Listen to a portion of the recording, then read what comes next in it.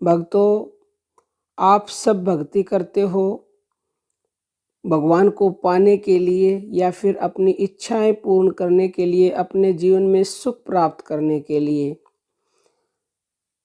तो हम लोगों का अभी जिस काम में समय बीतता है ना, वह ज़्यादातर व्यर्थ ही बीतता है।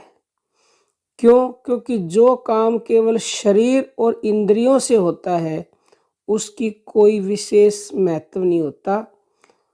जो काम मन से होता है ना, उसी का महत्व होता है। जो भाव से होता है उसी की अहमियत होती है।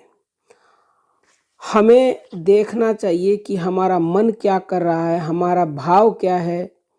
अगर आप क्रिया से तो पूजा करने बैठे हो पर आपका मन, आपका भाव नहीं है, यानी कि आपका मन संसार के चक्कर लगा रहा है, तो यह कीमती नहीं है। ये दोहा आपने जरूर सुना होगा कि माला तो कर में फिरे और जीभ फिरे मुख माही, और मनवा तो चहु दिशे फिरे यह तो सुमरन नाही। माला हाथ में ले लेते हैं, मुख में जीभ घूमती रहती है, मन संसार के चक्कर लगाता रहता है, ये तो हम ध्यान ही नहीं रखते, इसीलिए हमें लाभ नहीं मिलता।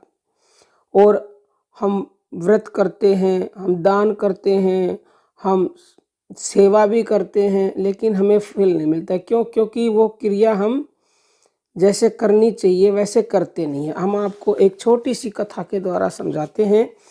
एक बार नारद जी बैकुंठ जा रहे थे, तो रास्ते में उन्हें एक व्यक्ति मिला जो कि एक वृक्ष के नीचे बड़ी ही साफ सफाई, सादगी से और निरंतरता से मतलब सेवा कर रहा था, भगवान का नाम जप कर रहा था।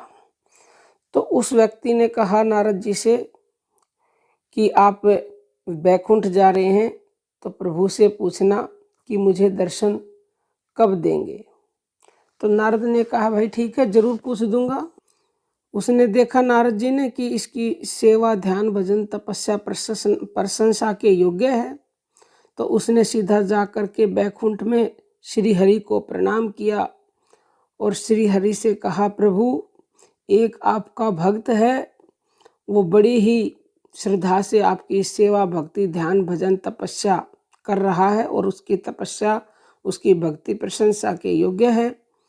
प्रभु, उसने मेरे द्वारा आपसे यह पूछवाया है कि आप उसको दर्शन कब देंगे। भगवान बोले नारद, यह बात तुम मत पूछो। नारद जी की उत्सुकता और बढ़ गई। उन्होंने कहा क्यों नहीं भगवान? भगवान ने उत्तर दिया, नारद, वह जिस प्रकार भजन, ध्यान, सेवा, तपस्या कर रहा है उस प्रकार करते रहने पर तो उसे मेरे दर्शन होने में बहुत विलंब होगा।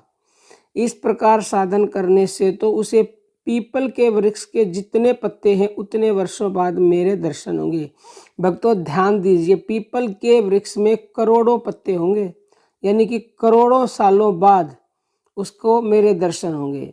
भगवान की यह बात सुनकर नारद जी सहम गए। उन्हें बहुत आश्चर्य, और वो बोले भगवान, वह तो बहुत ही तीव्रता से आपकी सेवा, जप, ध्यान, तपस्या आदि कर रहा है, फिर उसके लिए इतना विलंब क्यों? भगवान ने कहा नारद, तुम इस रहस्य को नहीं जानते, मैं तुम्हें जो कुछ कहता हूँ वही उससे कह देना। उसके बाद नारद जी ने भगवान से और थोड़ी बहुत बात की और वहाँ से वो चले गए। फिर नारद जी वहाँ से लौटकर पीपल के वृक्ष के नीचे बैठे उस भक्त के पास पहुँचे। नारद जी को देखते ही भक्त उनके चरणों में गिर पड़ा और बड़ी ही व्यग्रता से पूछने लगा, प्रभु, क्या मेरी भी चर्चा वहाँ चली? उसकी व्याकुलता और भी बढ़ गई। तो नारद जी मुग्ध होकर बोले, तुम्हारा प्रसंग चला था किंतु कहने में संकोच होता है। भक्त ने कहा, भगवान, संकोच किस बात का है? क्या भगवान ने साफ इनकार कर दिया? क्या इस जन्म में मुझे भगवान नहीं मिलेंगे? जो भी हो आप मुझे बताइए तो सही, आप संकोच ना करें, मुझे इससे कोई दुख नहीं होगा। तो नारद जी ने जो की तो सारी बात बता दी और कहा, अंत में भगवान ने तुम्हारे लिए यही कहा है कि इस प्रकार साधन करते करते इस पीपल के वृक्ष के जितने पत्ते हैं उतने वर्षों बाद मेरे दर्शन होंगे। इतना सुनते ही वह भक्त आश्चर्यचकित हो गया और करुणा भावपूर्वक गदगद वाणी से कहने लगा, क्या मुझ जैसे अधम को भगवान के दर्शन होंगे? क्या इस बात से भगवान सहमत हैं? क्या यह बात भगवान ने अपने श्रीमुख से कही है? आहा, जब कभी तो मुझे भगवान के दर्शन होतोगे जरूर होंगे।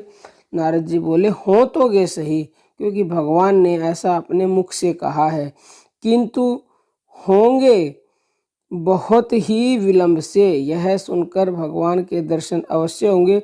उस भक्त के आनंद का ठिकाना न रहा, उसका भाव ही एकदम बदल गया। यानी जो पहले भाव नहीं था, बस कर रहा था जैसे तैसे, लेकिन ये सुनकर उसके अंदर ऐसा भाव उमड़ा कि वह भगवान के प्रेम में पागलों की तरह नाचने लगा, गाने लगा। उसके आनंद का ठिकाना ही नहीं रहा और वह अपनी सुध बुध खो बैठा। तो फिर क्या था? फिर तो भगवान तुरंत प्रकट हो गए, क्योंकि जहाँ अनन्य प्रेम आ जाता है, जब भक्त अपनी शुद्ध बुद्ध खो देता है, तो वहाँ भगवान तत्क्षण प्रकट हो जाते हैं। ये सब देखकर नारद जी हैरान हो गए। नारद ने कहा, भगवान आपने तो कहा था वर्षों में, इतने वर्षों में मेरे दर्शन होंगे जितने पीपल के पेड़ पर पत्ते हैं, अब तो आप तुरंत आ गए। तो भगवान ने कहा, नारद जब कुछ और बात थी, अब तो भाव ही बदल गया है इसका, इसलिए मैं मजबूर हूँ दर्शन देने के लिए। तो भक्तों, भक्ति के बल पे, भाव के बल से आपके मन का क्या भाव है? अगर आपके मन का भाव प्रेम, अनन्य प्रेम है, तो प्रभु जो है ना तुरंत ही दर्शन दे देंगे। उसके बल पर भगवान मजबूर हो जाते हैं भक्त के हाथों से।